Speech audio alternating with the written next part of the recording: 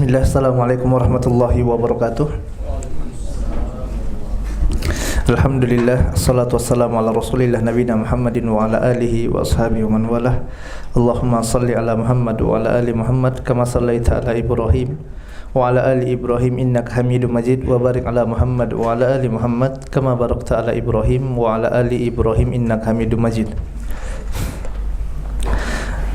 Kaum muslimin dan muslimat yang dimuliakan Allah Taala, alhamdulillah, puji dan syukur kita panjatkan kepada Allah atas limpahan nikmat dan karunia yang Allah Taala berikan kepada kita. Kemudian salawat dan salam senantiasa kita curahkan kepada junjungan kita, suri tauladan kita, Nabi yang kita cintai, Nabi Muhammad sallallahu alaihi wasallam.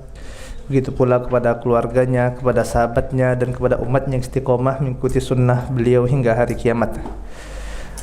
Jamaah yang dimuliakan Allah Taala, kita akan melanjutkan pembahasan kita dari kitab Usul Sunnah Imam Ahmad bin Hanbal rahimahullahu ta'ala anhu, yang mana sebagaimana yang telah kita sampaikan pada pertemuan yang sebelumnya pada hari Rabu. Kita akan membacakan dahulu 45 poin yang terdapat dalam kitab ini, yang kita bagi menjadi 45 poin, yang mana pada pertemuan yang terakhir kemarin kita sudah sampai pada poin yang nomor berapa? Nomor 10. Sebenarnya sekarang poin yang nomor 11.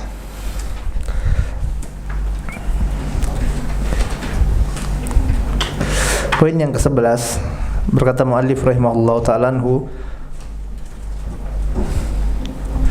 wa inna Allaha yukallimul ibad yaumal qiyamati laisa bainahum wa bainahu tarjaman wal imanu bihi wa tasdiq.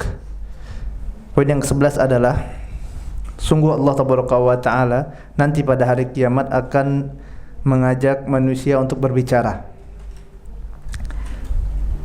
dan tidak ada di antara Rabb Allah Taala tersebut dan hamba ini penerjemah. Allah Taala tidak butuh mutarjim, tidak butuh penerjemah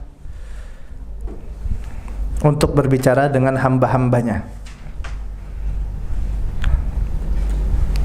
Dan beriman terhadap perkara ini, kata Imam Ahmad rahimahullahu ta'ala anhu, adalah wajib,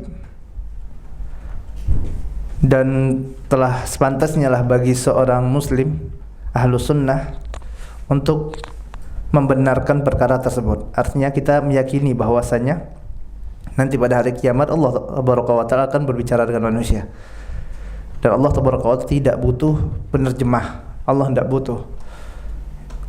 Ya, Allah Taala Maha mengetahui. Allah Taala Maha mengetahui. Poin yang ke-12, wal imanu bil haudi wa inna li rasulillahi sallallahu alaihi wasallam haudan yaumal qiyamati turidu alaihi ummatuhu arduhu misla tulihi masirahu syahran aniyatahu ka'adanin nujumis sama'i ala masahati bihil akhbari min ghairi wajhi. Poin yang ke-12 adalah beriman, ahlu sunnah wal jamaah wajib beriman tentang adanya telaga Nabi yang mulia sallallahu alaihi wasallam, bahwasanya Rasul yang mulia sallallahu alaihi wasallam memiliki telaga pada hari kiamat. Keyakinan atau i'tiqad, akidah Ahlussunnah wal Jamaah meyakini bahwasanya nanti di hari kiamat ini ada telaganya Nabi yang mulia sallallahu alaihi wasallam, yang akan didatangi oleh umat beliau sallallahu alaihi wasallam.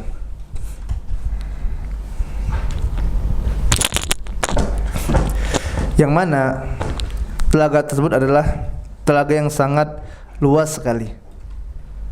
Luasnya sepanjang perjalanan sebulan.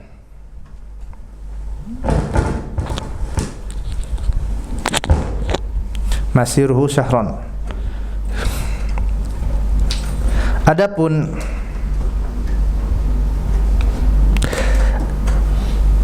ina niyah, yaitu jamak dari ina, bejana-bejana yang terdapat pada telaga tersebut sebanyak bintang-bintang di langit. Hal ini berdasarkan riwayat-riwayat yang sahih dari beberapa jalan. Ini kita sampaikan secara mujmal dulu, secara umum.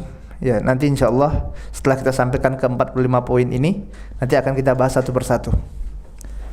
Kemudian Anda harapkan juga bagi antum semuanya untuk mempersiapkan diri, kemudian menyiapkan satu buah buku khusus ya untuk pelajaran ini. Jadi antum tulis 45 poin ini, kemudian nanti baru satu persatu akan kita bahas. Jadi ada buku khususnya gitu. Poin yang ke-13. Ya, adapun perkara haud ini telah kita bahas sebenarnya pada perjalanan setelah kematian kemarin, yang mana Nabi yang mulia SAW memiliki telaga. Ya, telaga yang subhanallah ini telaga bukan telaga biasa. Ya, wajib kita imani. Yang mana di sana nanti umat-umat Nabi yang mulia SAW akan mendatangi telaga tersebut. Ya. Dan Rasul yang mulia SAW telah menunggu kita di telaganya. Ya, Rasul yang mulia SAW telah menunggu umatnya di telaga beliau sallallahu alaihi wasallam.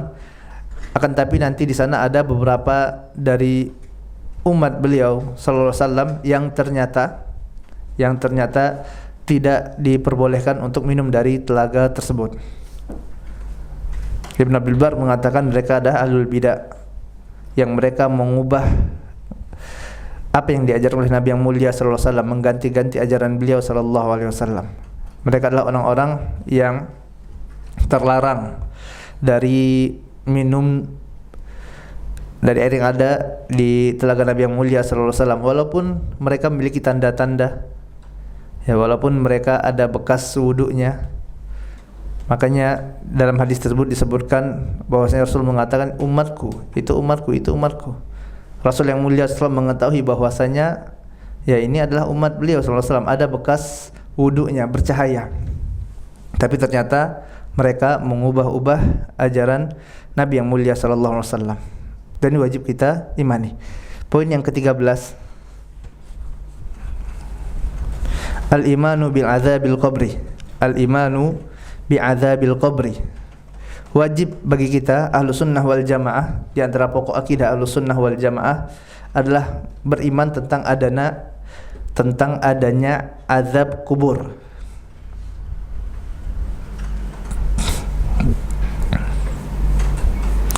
Dan bahwasanya umat ini nanti akan diuji di dalam kuburnya, yang mana mereka akan ditanya watas al-adil imani wal Islam. Mereka akan ditanya tentang iman, tentang Islam, kata Imam Ahmad rahimahullahu ta'ala anhu. Wa man rabbuh, dan ditanya siapa Tuhannya. Wa man nabiyuh, dan ditanya siapa nabinya.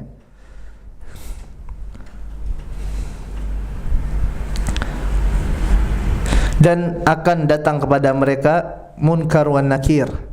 Akan datang munkar dan nakir kepada mereka dalam kuburan mereka. Kaifa syaa Allah wa kaifa arada, sesuai dengan kehendak Allah tabaraka wa taala, dan hanya Allah tabaraka wa taala yang mengetahui bagaimana keadaannya. Wal imanu bihi wa tasdiqu bihi, tugas kita hanyalah beriman tentang adanya perkara tersebut. Tugas kita adalah meyakini bahwasanya hal itu pasti akan terjadi, dan ini adalah akidah Ahlus Sunnah wal Jamaah. Kita tidak tahu bagaimana nanti ya munkar dan nakir itu datangi, nanyanya seperti apa, bagaimana kejadiannya, tidak tahu, wallahu taala alam. Akan tapi kita cukup untuk mengimani. Ya, kita mengimani. Adapun semuanya kita serahkan kepada Allah tabaraka wa taala.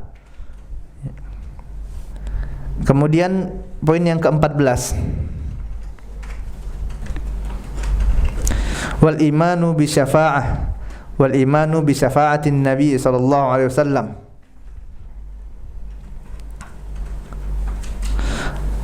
Di antara akidah Ahlussunnah wal Jamaah, pokok akidah Ahlussunnah wal Jamaah adalah beriman tentang adanya syafaat yang diberikan oleh Nabi yang mulia sallallahu alaihi wasallam, dan tentulah syafaat ini atas izin Allah tabaraka wa taala.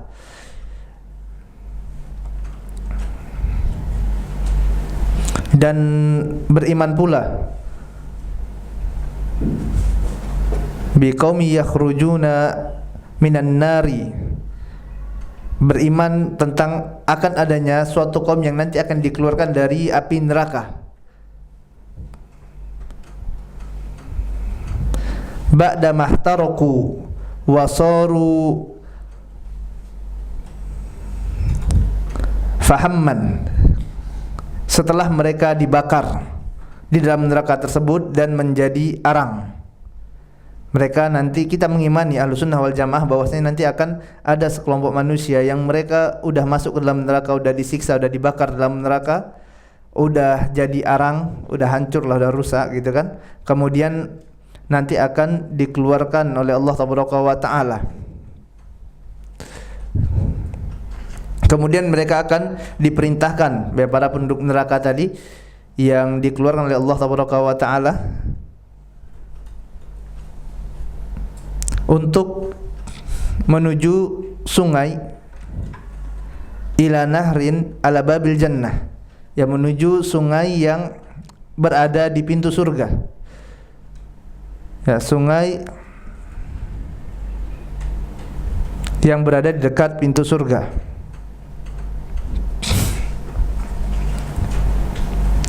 Kama jaa fil athar, sebagaimana yang telah datang pada athar. Kaifa syaa Allah wa kama syaa, sesuai dengan kehendak Allah Taala. Ya, bagaimana Allah Taala alam, sesuai dengan kehendak Allah Taala. Wa innamal huwal imanu wa tasdiqu bihi, adapun kita wajib bagi kita untuk mengimaninya dan membenarkannya. Ya, wajib bagi kita, akidah kita Ahlussunnah wal Jamaah untuk membenarkan dan meyakini peristiwa tersebut pasti akan terjadi. Bagaimananya Wallahu alam. Ya, jangan ditanya bagaimananya, kok bisa gitu, tidak. Tugas kita cukup mengimani. Ya, cukup mengimani saja. Datang dalil, kita apabila terdapat penjelasan dari Nabi yang mulia SAW, kita sampaikan. Ya, kita yakini, kita imani. Kalau tidak ada, udah kita diam. Karena ini berkaitan dengan perkara gaib. Ya, berkaitan dengan perkara yang gaib. Kemudian poin ke-15,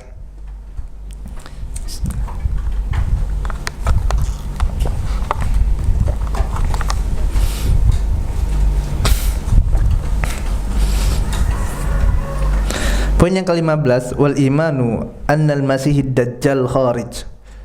Ahlussunnah wal Jamaah meyakini bahwasanya al-masih ad-dajjal pasti akan keluar. Ahlussunnah meyakini bahwasanya al-masih ad-dajjal pasti nanti akan keluar.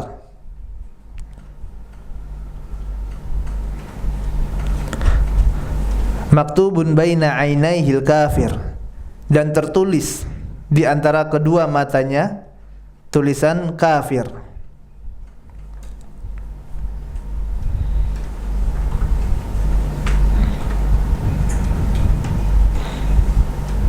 Dan wajib bagi kita untuk beriman kepada hadis-hadis yang berbicara tentang keluarnya Dajjal tersebut. Wajib bagi kita untuk meyakini tentang dalil-dalil yang mengabarkan tentang adanya Dajjal ini. Dan hal tersebut pasti akan terjadi. Ya, pasti akan terjadi.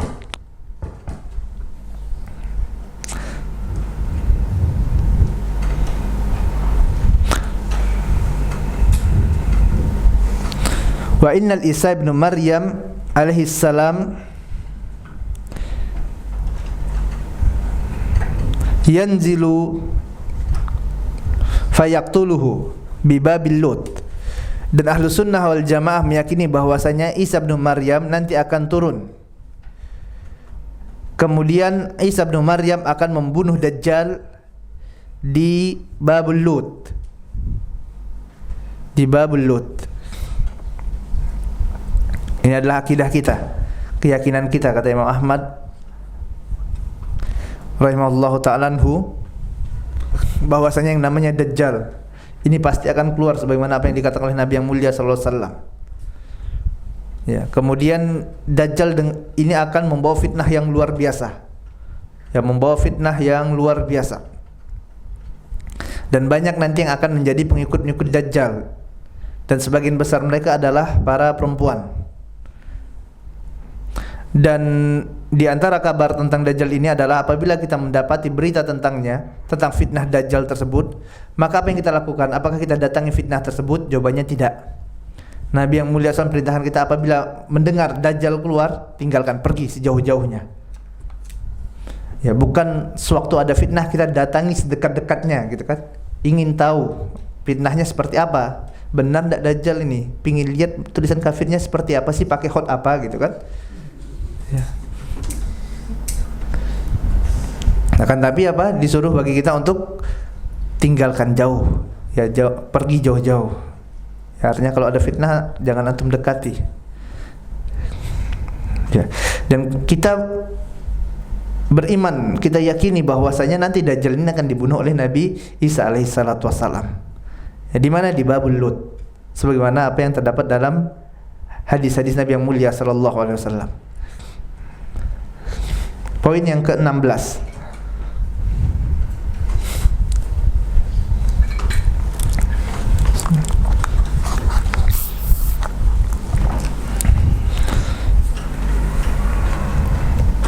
Wal imanu qaulun wa amal yazidu wa yanqus kama jaa fil khabar. Akidah Ahlussunnah wal Jamaah meyakini bahwasanya iman itu adalah perkataan dan perbuatan. Yazid wa yanqus, dan dia bertambah serta berkurang. Ini akidah Ahlussunnah wal Jamaah. Kita meyakini bahwasanya yang namanya iman itu tidak hanya perkataan saja. Orang yang dia cuma berkata, mengucapkan la ilaha illallah misalnya, akan tapi hatinya tidak beriman, maka tidak dikatakan bahwasanya orang itu adalah seorang muslim, sebagaimana apa yang dilakukan oleh orang-orang munafik. Orang-orang munafik mengatakan la ilaha illallah, akan tetapi hati mereka mengingkari, maka tidak dikatakan mereka seorang muslim. Begitu juga iman bukan hanya perkataan saja, bukan cuman keyakinan tapi tidak mau diamalkan, tidak mau dia ucapkan. Dia meyakini kebenaran Nabi yang mulia sallallahu alaihi wasallam misalnya, akan tapi dia tidak mau mengucapkan kalimat tauhid, tidak mau mengucapkan la ilaha illallah, maka tidak juga dikatakan seorang muslim. Sebagaimana Abu Talib membenarkan risalah Nabi yang mulia sallallahu alaihi wasallam, bahkan membela Nabi yang mulia sallallahu alaihi wasallam ya. Akan tetapi sewaktu diminta oleh Nabi untuk mengucapkan kalimat tauhid la ilaha illallah sampai akhir hayatnya, dia tidak mengucapkan. Maka sepakat para ulama mengabarkan bahwasanya Abu Thalib ini mati dalam keadaan kafir. Oleh sebab itu iman adalah qaulun wa amal, perkataan dan perbuatan. Yazid wa yanqus, dan iman itu bertambah serta berkurang.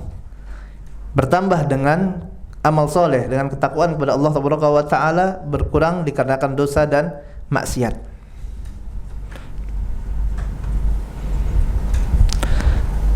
Akmalul mu'minina imanan ahsanuhum khulqan, dan seorang mukmin yang paling sempurna imannya adalah mereka yang paling baik akhlaknya. Dan akhlak mulia ini muncul dikarenakan iman yang kokoh dalam hati-hati seseorang. Sebagaimana halnya amal yang lahir dikarenakan kuatnya amal. Amal yang lahir dikarenakan kuatnya iman seseorang tersebut. Orang tidak akan bisa khusyuk dalam solat apabila dia tidak yakin bahwasanya dia akan dibangkitkan oleh Allah Subhanahu wa taala. Apabila akidahnya mantap, imannya telah kuat kepada hari akhir, yakin kepada Allah Subhanahu wa taala, yakin akan adanya surga, yakin akan adanya neraka Allah Subhanahu wa taala, niscaya iman ini akan kokoh dalam hatinya, kemudian amalan anggota badannya pun akan ikut pula. Salatnya akan khusyuk, ya, kemudian akhlaknya akan mulia. Ini adalah asar dari iman itu sendiri. Apa yang terdapat dalam kolbunya akan terlihat pada amalan anggota badannya. Ya, apa yang dilihat di luar adalah gambaran yang ada di dalam hati orang tersebut. Ya, bagaimana bisa dikatakan? Ya, seandainya orang yang dia subhanallah, ya, kita lihat sholatnya bagus gitu kan, kemudian akhlaknya juga mulia, ya, niscaya seperti itulah apa yang ada dalam kolbunya. Ya. Dan ini zon ya, dan zon termasuk ma'rifah. Dalam pelajaran usul fikih sudah kita bahas ya. Ini zon, dan zon itu adalah prasangka terkuat. Walaupun kita tidak mengatakan itu 100%. Karena bisa jadi di sana ada sesuatu yang bisa memalingkannya.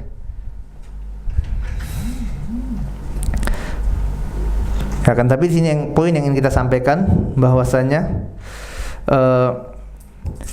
mukmin yang paling baik keimanannya adalah, yang paling sempurna keimanannya kata Imam Ahmad adalah yang paling baik akhlaknya. Wa man taraka shalah faqad kafar. Imam Ahmad rahimahullahu taala mengatakan, barang siapa yang meninggalkan salat maka dia telah kafir. Imam Ahmad yang mengatakan bahwasanya orang yang tidak salat ini telah keluar dari agama Islam, yang dia meninggalkan salat. Wa laisa minal a'mali syai' tarkuhu kufur illa shalah, dan tidak ada suatu amalan apapun itu yang ditinggalkan dapat menyebabkan orang keluar dari Islam kecuali salat. Man tarakaha fahuwa kafirun wa qad ahallallahu qatlah. Barang siapa yang meninggalkan salat ini kata Imam Ahmad, maka dia telah keluar dari agama Islam dan Allah halalkan untuk memeranginya. Ya, subhanallah. Di sini Imam Ahmad tegas sekali. Imam Ahmad mengatakan orang yang dia tidak sholat maka berat hukumannya. Dan para ulama berselisih tentang masalah ini. Ya, para ulama khilaf tentang masalah bagaimana hukum bagi orang yang tidak sholat ini. Sebagian mengatakan orang yang tidak sholat dan dia meyakini bahwasanya sholat itu tidak wajib, ini yang dia keluar dari agama Islam. Tapi kalau dia masih yakin sholat itu wajib, dia tidak sholat cuma dikarenakan malas saja, ya maka ini masih muslim, tidak keluar dari agama Islam. Kenapa? Karena dia masih meyakini wajibnya sholat. Sebagian yang lain mengatakan bahwasanya orang yang dia tidak sholat, ya dia tidak sholat dikarenakan malas. Dikarenakan malas, kalau tadi dia tidak sholat meyakini sholat itu tidak wajib, udah ini sepakat nih para ulama nih, ya keluar dari Islam, gitu kan. Dan dia yakin kalau sholat itu tidak wajib. Kemudian para ulama berselisih nih, bagaimana kalau dia meyakini bahwasanya sholat itu masih wajib, tapi dia tidak sholat. Sebagian tetap mengatakan tidak bisa. Ya, ini dia tidak mau sujud pada Allah Taala, maka keluar dari Islam. Sebagian ulama mengatakan seperti itu. Sebagian yang lainnya mengatakan tidak sampai keluar dari Islam, akan tapi orang ini harus ditangkap, dipenjara. Ya, dipenjara. Kemudian disuruh dia tobat. Dalam penjara disuruh dia tobat. Disuruh dia sholat. Terus kalau dia tidak mau sholat gimana? Kalau tidak mau sholat dibunuh. Ya. Sholat perkara yang besar jamaah milik Allah Taala. Bahkan dosa meninggalkan sholat lebih besar daripada dosa orang berzina. Seorang yang berzina hukumannya apa? Seorang sudah menikah zina hukumannya dirajam sampai mati, gitu kan. Lalu bagaimana dengan meninggalkan sholat? Sholat adalah tiang agama. Sholat tiang agama. Dia tidak sholat, maka sebagian ulama mengatakan tangkap, disuruh dia tobat, suruh sholat. Sampai apa? Sampai dia sholat. Kalau tidak mau sholat, hukumannya dibunuh. Subhanallah. Sampai seperti itu. Ya. Sebagian tidak sampai seperti itu. Ya, sebagian mengatakan dia maksiat. Ya, yang namanya maksiat nanti ya terserah pada Allah Taala. Kalau Allah mau azab, Allah azab. Kalau Allah mau ampunkan, Allah ampunkan. Sebagian lain membantah lagi. Itu urusan nanti sama Allah. Urusan kita di dunia seperti itu katanya. Itu subhanallah. Nah, di sini yang ingin kita sampaikan adalah bagaimana besarnya perkara solat. Ya, besarnya perkara solat yang tidak boleh diremehkan. Makanya Pak, ya kita harus benar-benar nih perhatikan perkara solat ini kepada anak-anak kita, ya, kepada istri kita. Ya, para ibu-ibu juga ingatkan anak-anaknya untuk solat. Jangan ya solat di nomor duakan gitu. Anak-anak pulang sekolah ditanya, "Nak, udah makan belum?" Bukan ditanya sudah solat belum. Makan aja dipikirkan, kita solatnya tidak dipikirkan. Ya, ini perhatikan nih solatnya dulu. Solat enggak? Dilatih anak tersebut. Dari umur 7 tahun udah suruh solat. 10 tahun enggak mau solat, dipukul. Ini juga landasan sebagian ulama.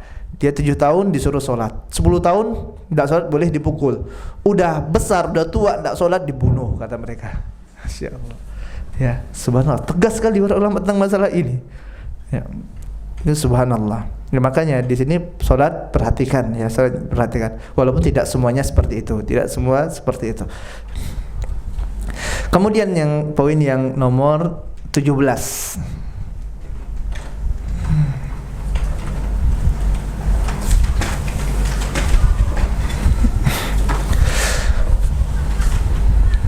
Wa khairu hadhihi al-ummah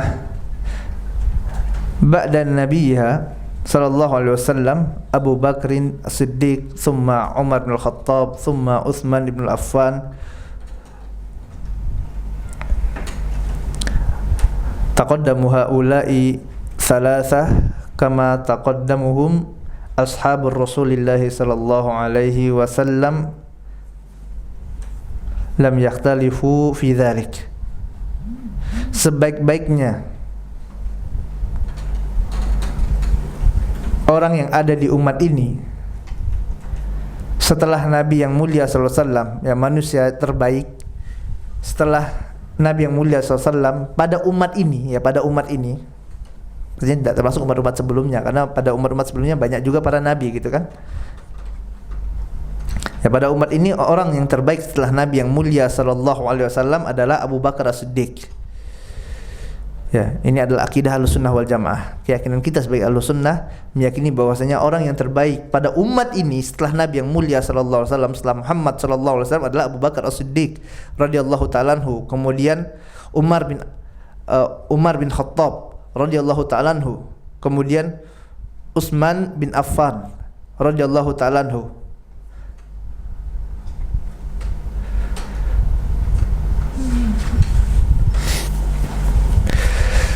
Kami mendahulukan mereka bertiga sebagaimana para sahabat Nabi yang mulia sallallahu alaihi wasallam mendahulukan mereka, dan tidak ada perselisihan dalam masalah ini. Tidak ada yang berselisih para ulama bahwasanya yang manusia yang paling mulia setelah yang terbaik setelah Nabi yang mulia sallallahu alaihi wasallam pada umat ini adalah Abu Bakar, kemudian Umar, kemudian Utsman. Para sahabat sepakat tentang tiga ini. Ya, ini adalah akidah Ahlussunnah wal Jamaah. Maka tidak dikatakan Ahlussunnah kalau mereka tidak menganggap bahwasanya Abu Bakar adalah orang yang baik, gitu kan. Bahkan senantiasa melaknat Abu Bakar, melaknat Umar, melaknat Utsman. Ini bukan Ahlussunnah. Bukan Ahlussunnah wal Jamaah.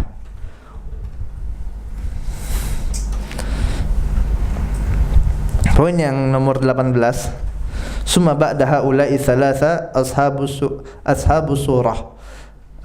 suratul khamsah Ali ibn Abi Talib wa Talha wa Zubair wa Abdurrahman ibn Auf wa Sa'ad, kulluhum yasiluhu lil khilafah wa kulluhum imam. Kemudian setelah yang tiga tadi, ya, setelah Abu Bakar, Umar, dan Utsman adalah ashabu syura. Siapa mereka? Ali bin Abi Thalib, kemudian Talhah, kemudian Zubair, kemudian Abdurrahman bin Auf, kemudian Sa'ad bin Abi Waqqas. Yang mana mereka berlima ini semuanya ya pantas untuk menjadi khalifah, dan semuanya yang kelima ini adalah imam kaum muslimin.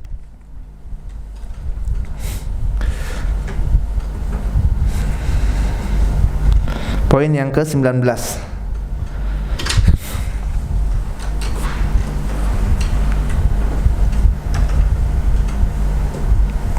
Wa nadhhabu fi dzalika ila hadits Ibnu Umar. Kami berpendapat demikian berdasarkan hadis Ibnu Umar. Ya, kami berpendapat, kata Imam Ahmad, bahwasanya yang tiga ini paling utama. Pertama Abu Bakar, Umar, Utsman, kemudian ashabus syura yang lima tadi berdasarkan hadis Ibnu Umar radhiyallahu ta'ala anhu, yang mana Ibnu Umar mengatakan kami dahulu menyebutkan secara beruntun, ya, berurutan,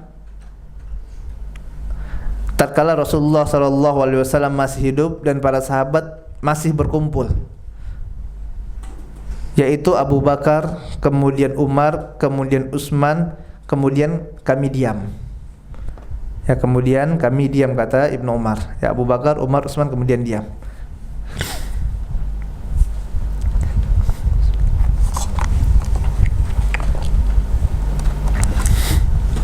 Poin yang ke-20. Summa afdalun nasi ba'da haula ashabur Rasulillah sallallahu alaihi wasallam. Kemudian sebaik-baik manusia setelah mereka tadi, setelah mereka berapa orang tadi yang sudah kita sebutkan? 8 orang. Setelah 8 orang ini adalah para sahabat Nabi yang mulia sallallahu alaihi wasallam. Ya, sebaik-baik manusia setelah mereka ini yang 8 tadi adalah para sahabat Muhammad sallallahu alaihi wasallam. Al-qarnul ladzi ba'atsa fihim. Yaitu mereka yang hidup semasa dengan Nabi yang mulia sallallahu alaihi wasallam. Wa kullu min sahabihi, dan semua dari para sahabat, ya, sanatan aw syahran aw yauman aw sa'atan, baik dia hanya berjumpa dengan Nabi yang mulia sallallahu alaihi wasallam 1 tahun atau 1 bulan atau 1 hari atau bahkan cuma 1 jam saja, aw ra'ahu fahuwa min ashabihi, atau dia cuma melihat Nabi yang mulia sallallahu alaihi wasallam, maka dia termasuk sahabat Nabi yang mulia sallallahu alaihi wasallam.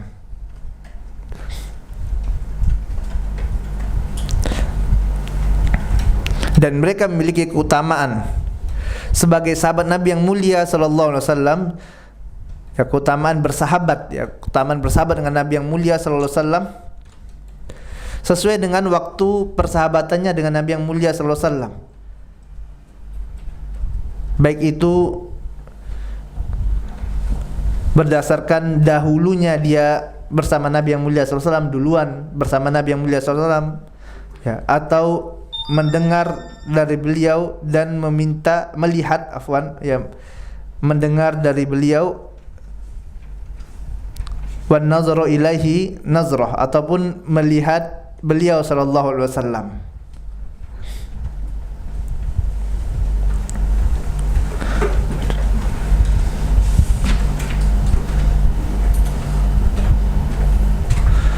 Wadnahum, dan yang paling rendah dari mereka, ya, dan derajat yang paling rendah dari para sahabat, huwa afdalu minal qurunil ladzina lam yarauhu, dan derajat yang paling rendah dari para sahabat adalah lebih afdol, lebih utama dari generasi yang tidak pernah melihat Nabi yang mulia sallallahu alaihi wasallam. Ya, yang paling rendah saja dari para sahabat ini lebih utama daripada generasi-generasi lainnya yang tidak pernah melihat Nabi yang mulia sallallahu alaihi wasallam, kata Imam Ahmad rahimahullah taala. Ini akidah Ahlussunnah, ya, akidah Ahlussunnah wal Jamaah. Walau laqallaha bijami'il a'mal, walaupun mereka bertemu dengan Allah tabaraka wa taala dengan membawa seluruh amal kebaikan, tidak akan melebihi derajatnya para sahabat. Tidak akan melebihi derajat para sahabat yang paling rendah, ya, walaupun dia bawa amal banyak sekali.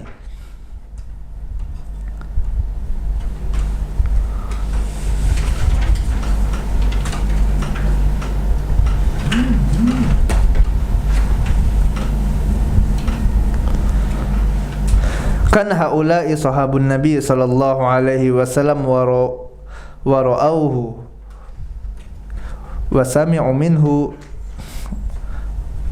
wa man ra'ahu bi'ainaihi wa amana bihi walau sa'atan afdalu li suhbatihi minat tabi'in walau amilu kullu a'malil khair, walau amilu kullu a'malil khair.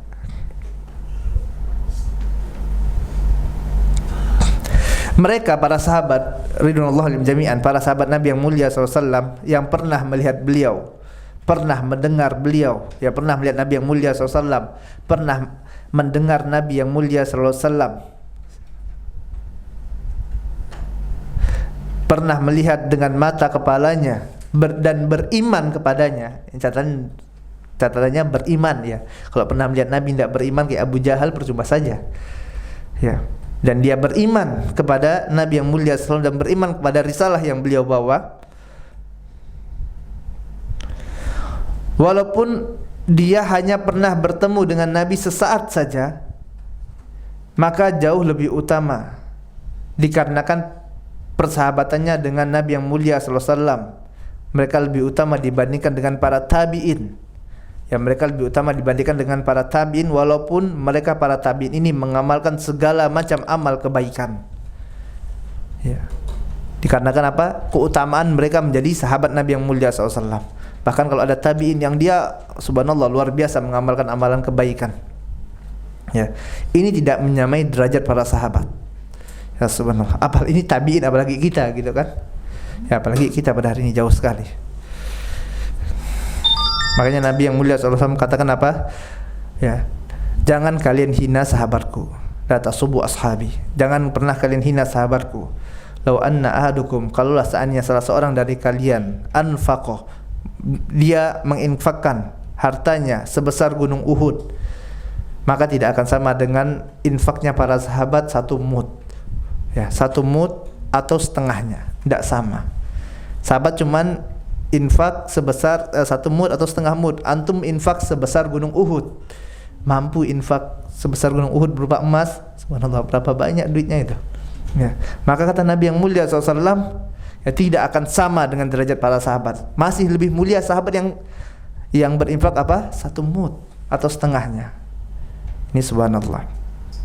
Ya, para ulama mengerjakan dikarenakan apa? Dikarenakan apa-apa yang terdapat dalam kolbu mereka jauh lebih besar, ya, dibandingkan pada orang-orang yang datang setelah mereka. Baik, kemudian selanjutnya poin yang ke-22.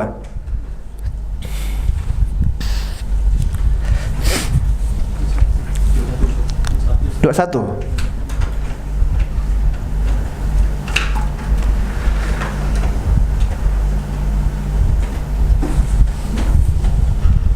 Poin yang ke-21.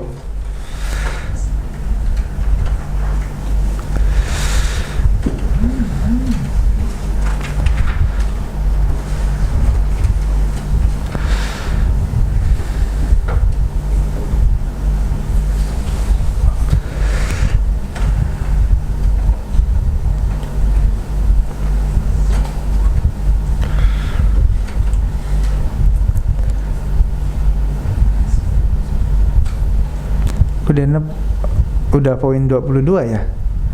Apa ada yang kelewatan Anda bacakan? Poin ke-18 tentang Ashabus Syura. Ya kan? 18 Ashabus Syura. Betul? 19 hadis dari Ibnu Umar. Kemudian poin yang ke-20, sebaik-baik manusia setelah mereka adalah para sahabat. Ya. Yaitu setiap orang yang hidup semasa dengan Nabi, baik itu setahun, sebulan, sehari, sesaat. Kemudian yang nomor 21, serendah-rendahnya derajat para sahabat. Itu poin 21. Ya, derajat yang paling rendah saja dari para sahabat ini lebih utama daripada para tabi'in. Lalu bagaimana manusia pada hari ini? Oh, siapa itu sahabat? Ya subhanallah. Ya, padahal kata Imam Ahmad yang paling rendah saja itu tabi'in lewat semua. Itu kan. Poin ke-22.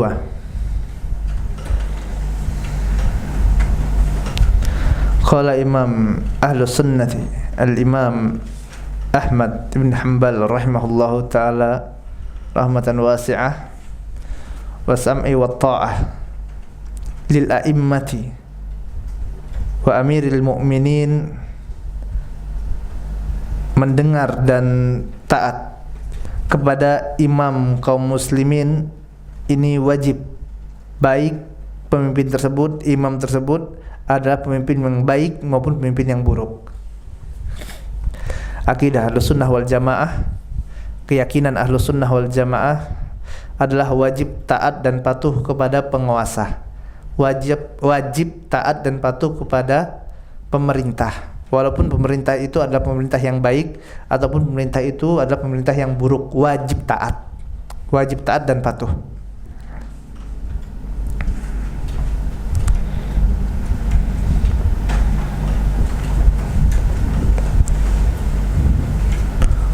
Walaupun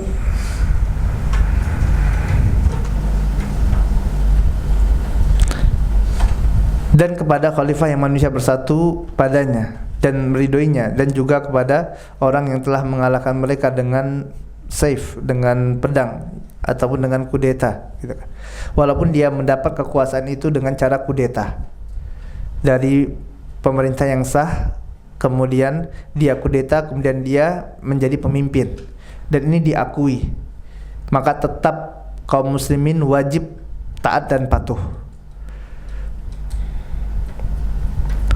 Ya, apabila dia telah sah menjadi pemimpin kaum muslimin dan disebut dengan Amirul Mukminin, wasumya Amirul Mukminin. Artinya kaum muslimin tetap wajib taat dan patuh walaupun misalnya pemimpinnya diangkat dengan cara yang tidak islami, misalnya kan, dengan memberontak atau dengan cara-cara yang lainnya lah.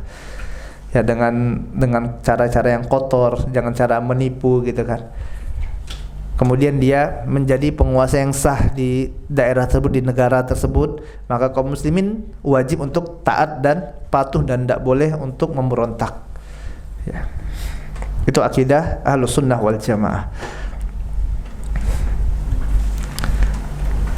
Kemudian poin yang ke-22. 23 afwan. Wal ghazwu ma'al imam ila yaumil qiyamati.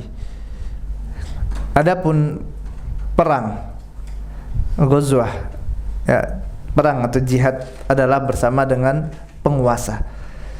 Ya, peperangan atau jihad kaum muslimin adalah dengan penguasa, dengan pemimpin. Baik itu pemimpinnya adalah pemimpin yang baik atau pemimpinnya adalah pemimpin yang buruk.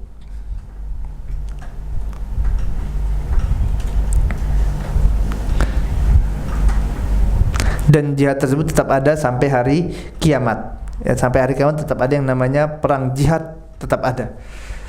Akan tapi tadi dengan penguasa, dengan pemimpin, dengan pemerintah. Ya, tidak boleh jihad ya, bikin kelompok kemudian jihad sendiri gitu kan, tidak boleh. Kemudian pembagian harta fai wa iqamatul hudud, dan iqamatul hudud apa, menegakkan hukum had. Ya, menegakkan hukum had, pembagian harta fai. Harta fai itu adalah harta rampasan perang yang diambil dari orang-orang kafir tanpa terjadinya peperangan. Ini harta fai. Dan menegakkan hukum had maka harus diserahkan kepada Amirul Mukminin. Ya, harus diserahkan kepada Amirul Mukminin, diserahkan kepada penguasa.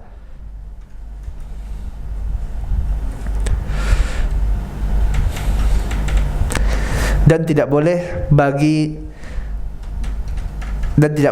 seorang pun untuk mencela dan menyelisihinya. Tidak boleh menyelisih penguasa. Ya, tidak boleh menyelisih apa yang telah ditetapkan oleh pemimpin tersebut. Ini bagian antum gitu kan, udah dapat. Ya, itulah dia bagiannya. Tidak boleh kita akidah Ahlussunnah tidak boleh menyelisihinya. Tidak adil lah atau gimana, tidak boleh. Poin yang ke-24. Ya, ini kita sampaikan secara umum dulu ya. Nanti insyaallah Anda ingatkan lagi. Nanti insyaallah baru kita perinci. Ya, ini sampaikan poin-poinnya saja dulu. Poin 24. Wa daf'u shadaqat ilaihim jaizatun. Membayar sedekah atau zakat kepada mereka, yaitu kepada para imam atau pemerintah, penguasa tadi, maka itu jaizah, itu boleh dan sah.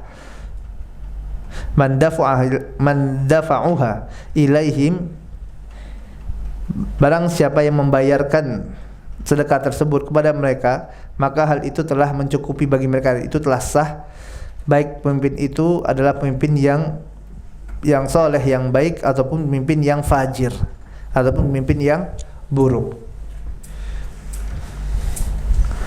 Poin yang ke-25.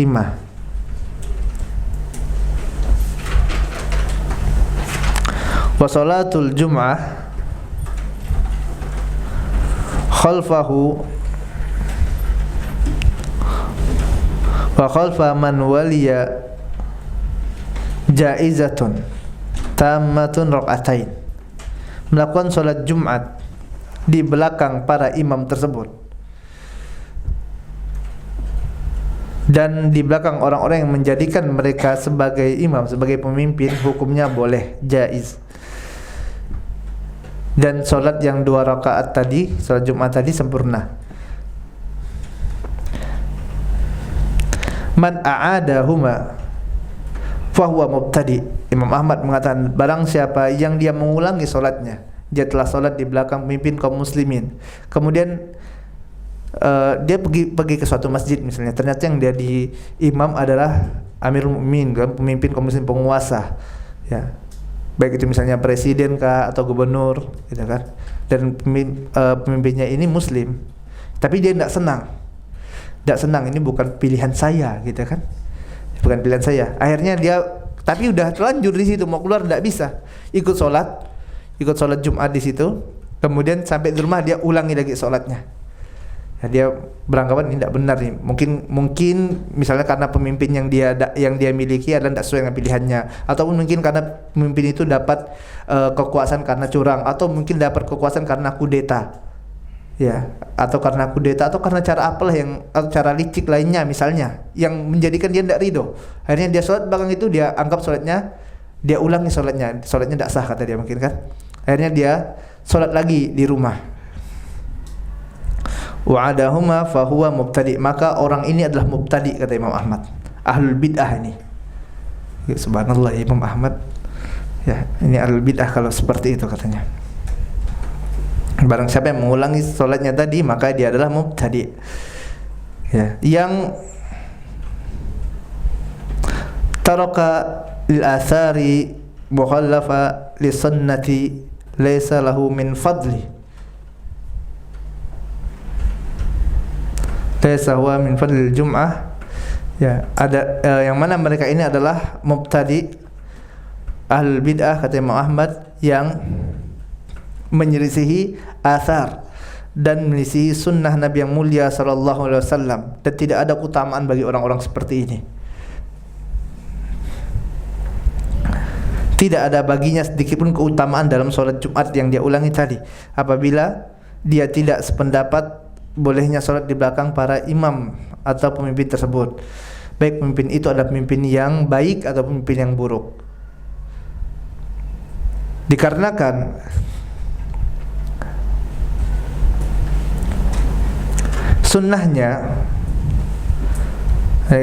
sunnah memerintahkan agar melaksanakan sholat bersama mereka, ya, sholat bersama pemimpin kaum muslimin, ya, seperti biasa, ya, 2 rakaat, dan mengakui bahwa sholat itu sempurna, tidak ada keraguan terhadap hal tersebut di dalam hati mereka, ya. Sunnahnya adalah tetap kita sholat di belakang pemimpin kaum muslimin yang sah, walaupun tadi dia dapat kekuasaan tersebut dengan cara yang tidak benar, dengan cara curang atau dengan cara apapun itu, kudeta kah, ya, sunnah tetap memerintahkan kita untuk sholat di belakang mereka, ya, tetap sholat, dan sholatnya kita yakini bahwasanya sholat itu adalah sholat yang sah, ya, bukan meninggalkan jamaah kaum muslimin, ya, bukan bikin jamaah sendiri, gitu kan, bukan seperti itu. Kemudian poin yang ke-26, wa man kharaja 'alal imami, barang siapa yang dia keluar dari ketaatan, ya, keluar dari ketaatan terhadap pemerintah, keluar dari ketaatan terhadap pemimpin, dari pemimpin kaum muslimin, dari pemerintah kaum muslimin, wa qad kanu ijtama'u alaihi, padahal manusia telah mengakui kepemimpinannya, ya, orang-orang lain sudah mengakui bahwasanya dia adalah pemimpin yang sah, tapi dia tidak mau ikut, dia keluar dari barisan tersebut. Padahal manusia telah bersatu dan mengakui kepemimpinannya dengan cara apapun, baik dengan ridho atau dengan kemenangan dalam peperangan, yang mana dia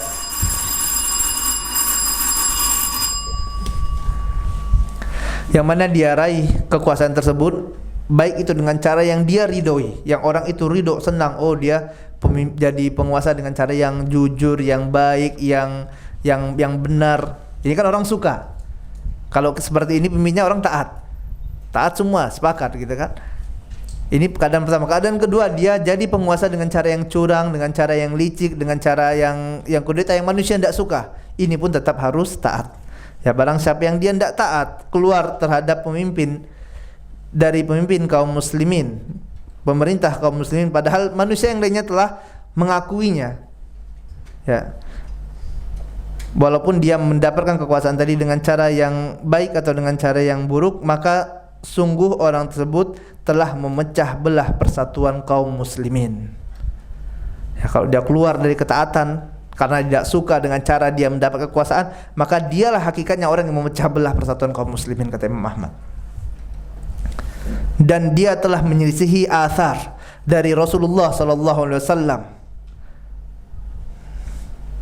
Fa in mata khariju alaihi mata mitatan jahiliyah. Dan apabila orang ini mati dalam keadaan demikian, dalam keadaan tidak taat kepada penguasa, tidak taat kepada pemerintah, maka matinya seperti mati jahiliyah. Ya, kalau orang tersebut mati dalam keadaan memberontak kepada penguasa yang sah, tidak mengakui penguasa yang sah, maka matinya, kata Imam Ahmad, adalah bagaikan mati jahiliyah.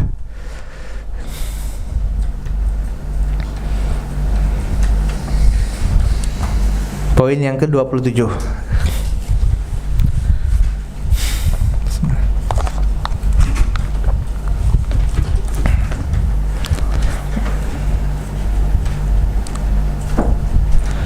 Anda langsung bacakan terjemahnya saja ya.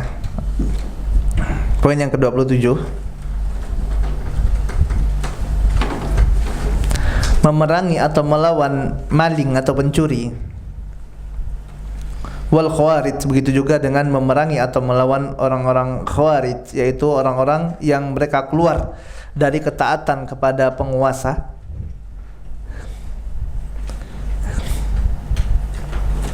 Jaizun, hal ini diperbolehkan. Ada pencuri masuk rumah antum, antum lawan, ataupun ada orang yang ingin mengganggu keluarga antum misalnya, antum lawan, ataupun ada tadi melawan khawarij, orang yang keluar dari ketaatan, ya, maka ini diperbolehkan, kata Imam Ahmad. Syaratnya adalah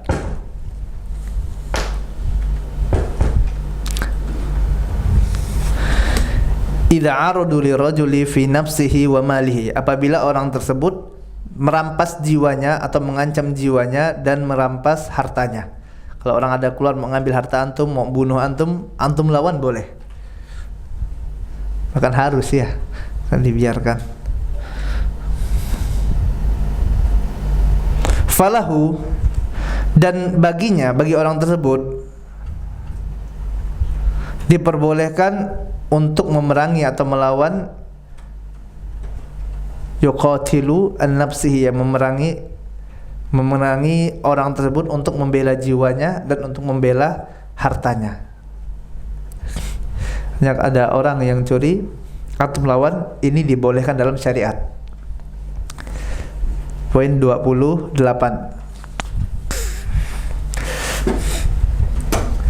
Wa laysa lahu idza fariquhu, akan tapi apabila mereka telah kabur, dia pergi dan meninggalkan kalian, ya, curi tadi misalnya, pergi, maka tidak boleh bagi kalian untuk mengejarnya dan mengikuti jejaknya, tidak boleh.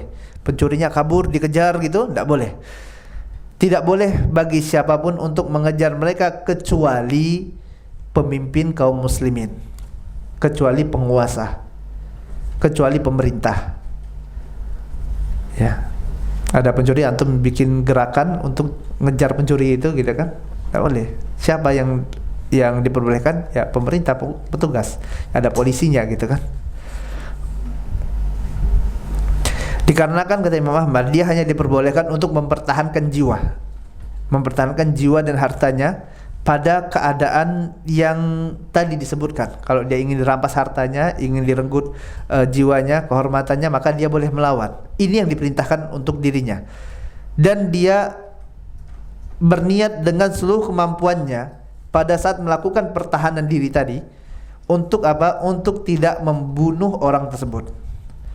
Ya, artinya dia ingin mempertahankan dirinya. Dia ingin disakiti, dia melawan. Niatnya apa? Jangan sampai dia tidak ingin bunuh orang itu, orang yang tadi sedang mengancam dia, dengan niatan tidak untuk membunuhnya. Namun jika ternyata ya penjahat tadi atau khawarij itu, ya penjahat atau orang khawarij itu ternyata mati di tangannya, ya kan, sakti ya, kuat, kayak Nabi Musa sekali pukul mati gitu kan. Ya, kuat, saking kuatnya, udah latihan terus gitu ya. Ternyata kalau sekali dia padahal niatnya tidak ingin bunuh, dia niatnya tidak ingin bunuh, tapi ternyata sekali pukul kena bagian vital misalnya kan, mati. Ya. Orang khawarij atau pencuri tersebut mati di tangannya pada saat dia mempertahankan dirinya tadi, maka Allah Taala akan menjauhkan orang yang terbunuh tadi, orang yang terbunuh, ya pencuri atau khawarij tadi, dari rahmatnya. Orang itu akan dijauhkan dari rahmat Allah Taala. Ini kata Imam Ahmad rahimahullah taala, Allah taala alam ya. Dan apabila orang yang dia dirampok tadi atau dia yang ingin disakiti, ingin diambil hartanya atau ingin dirusak kehormatan yang melawan tadi, ternyata dia yang terbunuh. Dia melawan, dia yang mati, ya. Padahal dia sedang mempertahankan hartanya, milik dia, gitu kan, hartanya, dan mempertahankan kehormatan jiwanya, mempertahankan kehormatan istrinya, misalnya. Dia lawan, dia mati. Aku berharap dia mati syahid, kata Imam Ahmad. Sebagaimana dalam hadis-hadis dan seluruh asar-asar dalam masalah ini. Dan insya Allah akan kita sampaikan hadis-hadisnya. Ini seorang yang dia melawan penjahat, melawan pencuri masuk rumahnya, dia lawan, dia mati karena mempertahankan harga dirinya, mempertahankan kehormatan ya istrinya misalnya, mempertahankan hartanya. Dia lawan, dia mati, matinya mati syahid. Kalau mau melawan, kalau mau cari mati syahid ya. Poin yang ke-29.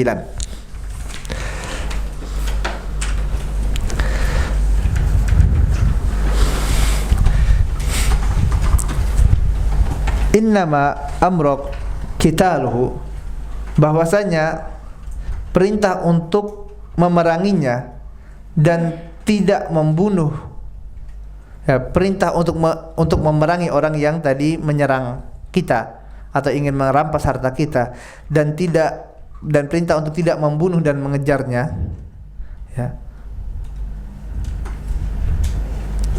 Tidak boleh membunuhnya jika dia tidak boleh membunuhnya apabila dia menyerah atau terluka. Artinya kalau sudah nyerah, udah nyerah. Tidak boleh kaum muslimin bunuh, tidak boleh. Ya, tidak boleh main hakim sendiri, apalagi main hakim ramai-ramai. Ya. Kan ada bilang tuh main hakim sendiri tidak boleh. Kalau main hakimnya ramai-ramai boleh. Dikeroyok ramai-ramai gitu ya. Ini apalagi kan tidak boleh seperti itu. Ya, dalam Islam tidak diperbolehkan. Kata Imam Ahmad rahimahullah taala, tidak boleh membunuhnya jika dia telah menyerah atau dia telah terluka. Ya. Ada pencuri, ketahuan pencurinya, dia dipanahnya, lumpuh dah kena gitu kan. Udah selesai. Ya, sampai di situ. Dan jika dia menawannya, ditangkap pencuri tersebut atau khawarij itu, maka tidak boleh membunuhnya dan tidak boleh melaksanakan hukuman kepadanya. Ya. Dapat tangkap nih pencurinya, malingnya ketangkap, tidak boleh dia menghakiminya, tidak boleh. Ya. Akan tetapi urusannya diserahkan kepada orang yang telah dijadikan Allah Taala sebagai pemimpin. Ya, kan, tapi orang ini diserahkan kepada penguasa, diserahkan kepada pemerintah yang telah diangkat oleh Allah Taala untuk mengurus urusan kaum muslimin. Ya, kalau kita serahkan ke polisi, ya, tangkap ini, serahkan ke polisi, biar polisi nanti yang menjatuhkan hukuman kepada orang tersebut. Artinya bukan main hakim sendiri, apalagi main hakim rame-rame. Ya. Poin yang ke-30.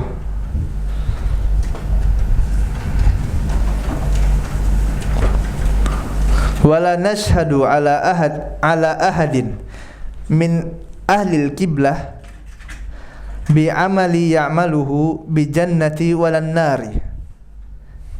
Imam Ahmad mengatakan di antara akidah Ahlussunnah wal Jamaah adalah tidak bersaksi, ya, tidak bersaksi bahwasanya tidak bersaksi seseorang itu masuk surga atau masuk neraka bagi siapapun dari kaum muslimin disebabkan suatu amalan yang diperbuatnya.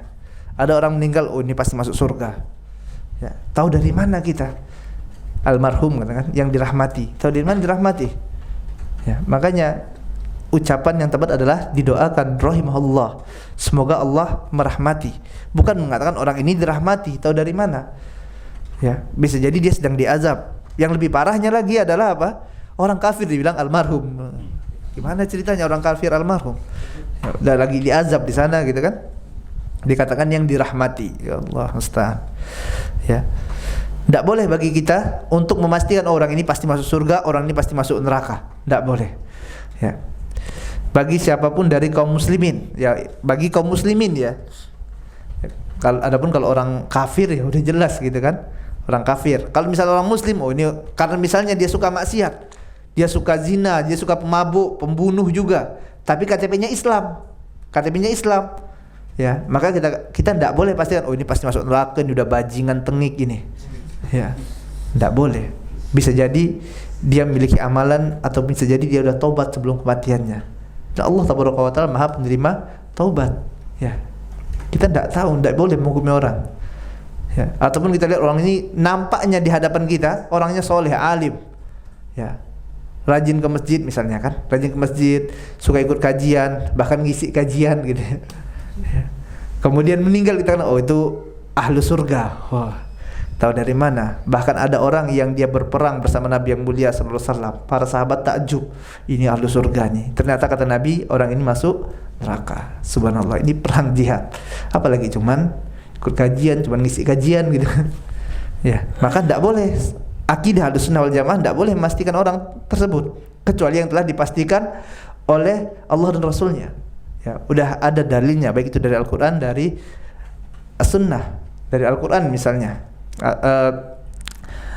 Abu Lahab telah dikatakan bahwasanya Abu Lahab ini dan istrinya penduduk neraka. Tabbat yada Abi Lahab wa tab, gitu kan. Allah sudah menetapkan, maka wajib kita tetapkan. Wah, Abu Lahab di mana? Di neraka. Tidak boleh. Ya, mana ceritanya? Allah sudah mengatakan kayak gitu. Ya. Abu Bakar masuk surga. Ya, Abu Bakar masuk surga. Kenapa? Karena sudah disampaikan oleh Nabi yang mulia sallallahu alaihi wasallam.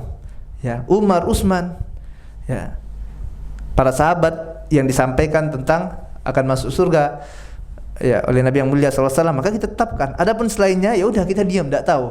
Selama dia muslim, wallahu taala alam. Ya bisa jadi dia masuk surga, bisa jadi dia kena azab dulu di neraka. Wallahu alam, kita tidak ada yang mengetahuinya.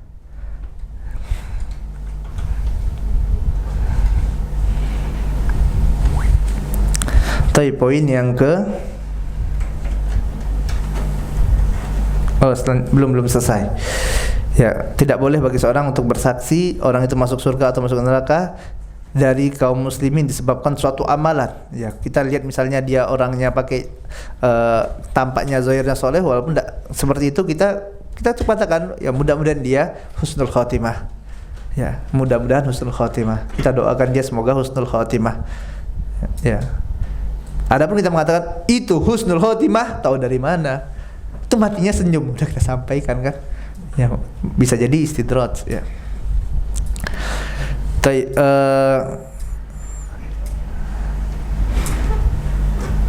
Narju as-salihu, ya kami berharap kata Imam Ahmad kebaikan bagi orang-orang yang soleh dan khawatir kejelekan bagi mereka, dan kami juga mengkhawatirkan kejelekan akan menimpa bagi orang-orang yang mati dalam keadaan buruk lagi berdosa dan mengharapkan rahmat bagi mereka. Ya, Imam Ahmad rahimahullah ta'ala mengatakan apa? Ya kami mengharapkan bagi orang-orang yang soleh meninggal tadi, yang amalan selama di dunianya kelihatan dia orang soleh, orang baik, ya, rajin sholat, rajin ikut kajian, bahkan jadi dai, ngisi kajian gitu kan. Kami mengharap kebaikan bagi mereka, kata Imam Ahmad rahimahullah ta'ala, dan khawatir kejelekan bagi mereka. Ya, kita tidak tahu jamaah milik Allah tabaraka wa ta'ala. Ini keburukan-keburukan kita, maksiat kita banyak sekali. Allah tabaraka wa ta'ala saja yang menutupinya. Kalau kelihatan atau mengeluarkan bau, mungkin tidak ada dari antum yang akan hadir kajian ini. Ya. Dikarenakan banyaknya dosa-dosa kita gitu kan. Ya, kami berharap seperti itu, kata Imam Ahmad. Semoga Allah memberikan kebaikan bagi orang-orang soleh ini dan merahmati mereka. Akan tapi kami khawatir akan dosa-dosa mereka, kejelekan maksiat mereka. Ya. Yang mana maksiat ini tahta masyiatillah. Kalau Allah tabaraka wa ta'ala mau ampunkan, Allah ampunkan. Kalau Allah mau azab, Allah azab. Adakah orang soleh yang telah terselamatkan dari kesalahan? Tidak ada. Kecuali Nabi yang mulia sallallahu alaihi wasallam. Adapun orang yang paling soleh antum lihat pernah dosa tak maksiat? Tidak pernah. Ya, mesti pernah berdosa, pernah maksiat. Ini yang dikhawatirkan oleh Imam Ahmad. Lalu bagaimana kita bisa mengklaim dia masuk surga? Ya, tidak tahu kita amalan kemaksiatan dia. Begitu juga dengan orang yang buruk tadi, orang yang maksiat tadi, yang mati dalam keadaan misalnya dia penjudi, perampok, pembunuh, pezina, ya, suka minum khamr, lengkaplah udah kemaksiatannya. Kami khawatir, kata Imam Ahmad, akan dosa-dosanya tersebut. Jangan-jangan karena dosa-dosa ini nanti akan diazab oleh Allah tabaraka wa ta'ala. Khawatir akan keburukan yang dapat menimpanya dikarenakan maksiat-maksiatnya. Akan tapi kami mengharapkan rahmat Allah tabaraka wa ta'ala bagi mereka. Ya. Orang yang suka tadi maksiat, ya, kita mengharapkan semoga Allah tabaraka wa ta'ala ampunkan dosanya. Makanya waktu sholat jenazah kita doakan kan, Allahumma firlahu, ya Allah ampunkanlah dia, warhamhu, ya, berikanlah rahmat kepadanya. Kita doakan. Ya. Tidak ada dalam sholat jenazah ya Allah azablah dia, kan tidak ada. Ya, subhanallah. Ya. Poin yang ke-31. Saya ada 15 poin lagi. Double ya. Ya udahlah, sampai sini aja ya. 15 poinnya insyaallah kita lanjutkan pada hari Rabu insyaallah. Sekali lagi Anda ingatkan antum, darsnya ini bersambung ya. Darsnya bersambung hari Rabu sama hari Sabtu. Ya, jadi kalau seandainya pun antum tidak bisa datang pada hari Rabu malam, maka opsinya bisa pertama lihat rekamannya, yang kedua bisa pinjam catatan temannya. Tapi jangan sampai ketinggalan, gitu. Jangan sampai ketinggalan. Karena kalau nanti ketinggalan tidak nyambung gitu. Tapi antara saya ini saja yang dapat kita sampaikan pada kesempatan kali ini. Apa yang benar datang dari Allah tabaraka wa ta'ala, dan yang salah datang dari kelemahan ilmu ana dan dari syaitan. Dan kita mohon ampun pada Allah tabaraka wa ta'ala atas setiap kesalahan dan dosa-dosa kita. Dan untuk akhir kajian ini kita baca doa kafaratul majelis. Subhanakallahumma bihamdika asyhadu an la ilaha illa anta astaghfiruka wa atubu ilaik. Assalamualaikum warahmatullahi wabarakatuh.